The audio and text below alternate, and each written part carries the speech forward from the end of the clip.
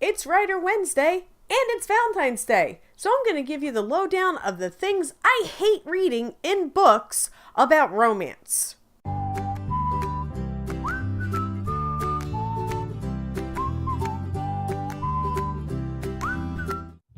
Hey, howdy, hey, Trainwreck, how are you today? I am the glorious Trainwreck Mom. If this is your first time here, welcome aboard, Trainwreck. Glad to have you here. Go ahead and get your ticket punched by hitting that subscribe button so you can see all the Trainwreck goodness on a regular basis. This channel is a safe space for all Trainwrecks, except here, we don't give you a puppy and a latte, we give you sarcasm and humor. As you may have guessed, I write. I know, right? Have you seen some of the other videos? You should. They're awesome. I do writing, and I love to read. So, hand in hand, they go perfectly, like wine and roses.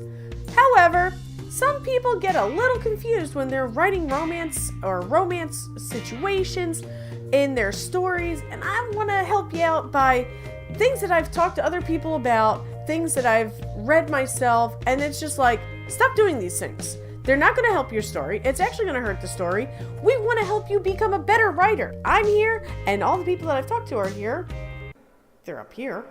I've talked to a lot of people, and we want to help you become a better writer, so we're going to help you out by the things we're tired of seeing in books when it comes to either a romance plot, a romantic subplot, or your characters in a romantic situation.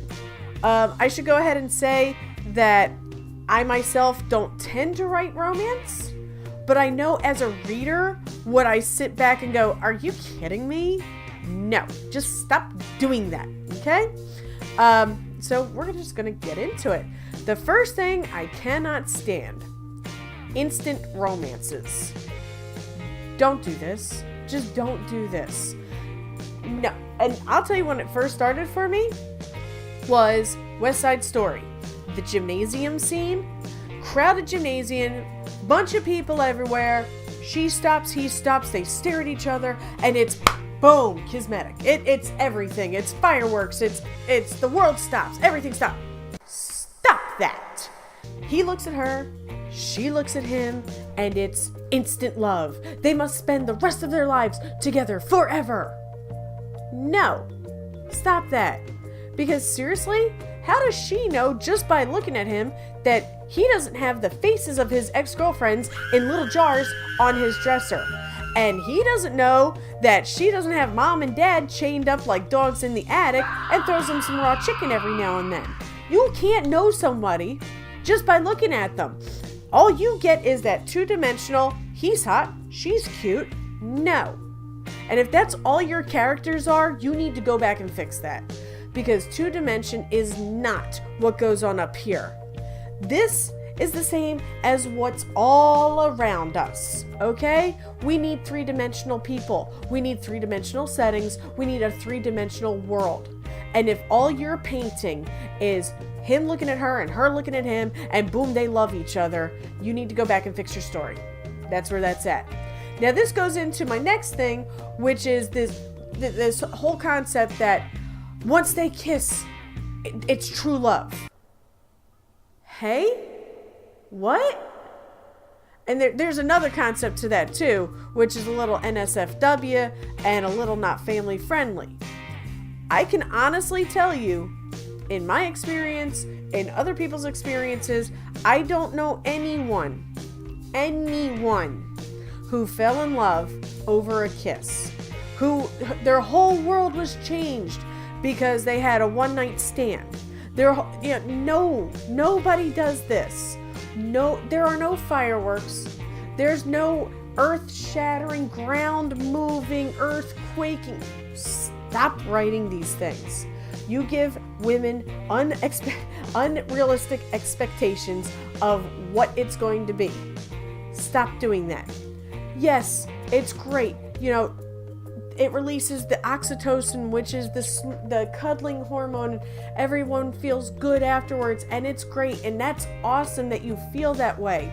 But it is not going to bind you for the rest of your lives to each other.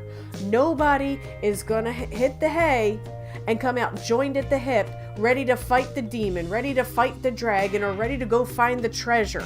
It does not work that way, so stop doing it. The next thing is with the cat and mouse, the back and forth, the, oh, I hate you. Oh, I love you. Oh, we're so close. No, we're not. Back and forth and back and forth. Okay, first of all, stop it. Okay, nobody likes being tug of war. All right, seriously. I'm 40, yo. We gonna do this or not? For real. It's like, I don't have time to put into a story where it's like, X-Files is coming on. If I wanted a cat and mouse back and forth romance, I'd go watch that instead. Because that's all that show was, when you boil down to it, was they had the trust, they had the relationship, they had the fun, but they didn't have the, final boom, physical contact that everyone was waiting for, okay? We knew it was going to happen, okay? You should totally check out the new season if you haven't. Oh my God, it's wonderful. And it's better because we know that they've had that relationship. Did it work out? It's whatever. We don't care. But they had the relationship and it's better. Do not jerk us around anymore. Do not dangle cute little relationships and people we want to see get together and just to have them to go into their separate corners and take a cold shower, bring them so close again and pull them apart again. Stop doing that. Okay? Build anticipation. Yes. Build the relationship up so we want it to happen. But also make them like each other a little bit and not this, I hate you, I love you, I hate you, I love you. Shut up and just do something, okay? We're tired of it. And while we're at shut up and do something, let's talk about the tendency specifically of female writers to write male protagonist romance figure people as, and I'm going to say it, guys, douche lords. Seriously? Who wants to be in that relationship? I got out of a relationship like that, thank God. Nobody wants a controlling, narcissistic... There's so many words I can't say because I'm family friendly. Oh my God. Nobody wants this guy who just doesn't care about you. He doesn't care about you. You've got the perfect guy. Have you guys ever seen 16 Candles? Hello. Ducky was the perfect guy. Okay, Molly Ringwald, I'm talking to you right now. Ducky was perfect. He loved you. He knew about you. He cared about you. He was your friend. He had your trust. You had a relationship. And he was seriously stylish. Seriously? Did you... Really? All for that Jake guy? Ew. He didn't even know you existed. He didn't care about you. But you practically killed Ducky. You broke his little heart. You mean cow, you. And seriously, Jake was not a nice guy. Leaving a trail of human wreckage behind him. And here's Ducky just waiting for you. Why? Why would you do that? Why do you want the guy who needs extensive amounts of therapy when you had a perfectly functioning human being ready to work with you? Tragic. Stop writing these characters. No. Why? You can't fix him. Why would you want to fix him? Stop wanting to fix people. You're not a fixer. You don't have enough glue for that anyway, okay? And let's talk about the whole sheer perfection guy and the girl who's like down to here. Dude, have you ever walked into a place and looked at two people and go, what is he bringing to the table? I'm telling you right now, if I've got a job and I've got a house and I've got a car and I got my stuff together and you come to the table and you don't bring anything to the table, I'm taking my table somewhere else. Why are they constantly writing people that are so grossly mismatched? You got someone who is basically the equivalent of a fire plug versus someone who is an Adonis. Why is the Adonis going after the fire plug? If there's literally nothing there, and I'm not talking just physicality, I'm talking emotionally, mentally, spiritually, like literally has nothing to offer this person. Why would the Adonis go after a fire plug? Wouldn't. Just plain and simple. I don't care if you're writing fantasy, horror, sci-fi. I don't care. Realistically, we are talking about a relationship that would never happen. And if your relationship, I can sit there and read this and go, nope, I'm not buying it, and I'm not going any farther in your book. I'm going to close that, put it on the shelf, probably put it on eBay. Another thing, let's talk about the perfection. We get it. Your main characters are gorgeous. Their boobs come around the corner before they do. Their abs are so strong, you could wash t-shirts on them. We don't need to hear about it every paragraph though, people. Okay? We get it. Your main character is a female with legs up to her neck. We don't need to see them all the time. We get it. How about you paint a little bit more of a picture about what's going on around or even inside? Miraculously, your character should be more than a pair of boobs on a stick. I should be able to look at your male character and know what color eyes he has, and not just the fact that he's sporting Zac Efron's body. Okay? You need to help us out on that. Be descriptive about the setting. You know, if they're in a restaurant, don't just talk about how her boobs are sitting on her chest and her nipples are about to cut glass. We don't care.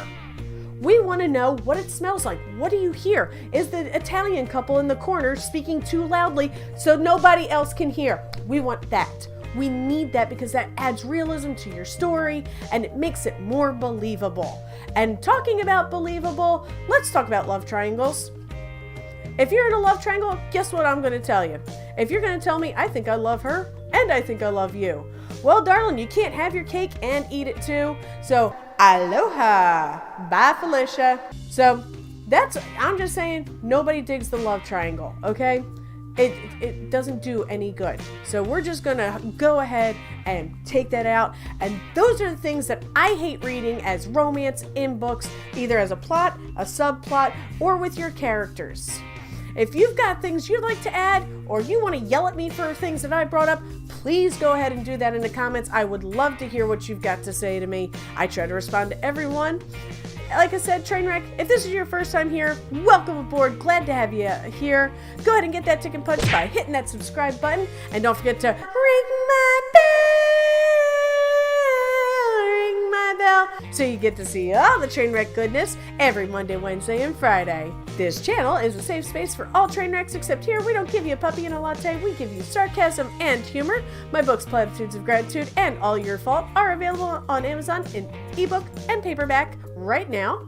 You can catch me on social media on Facebook, Twitter, Instagram. You can catch me on Hub Pages and Anchor FM, where you can catch the podcast. That's all I've got for today, Trainwreck, so all aboard!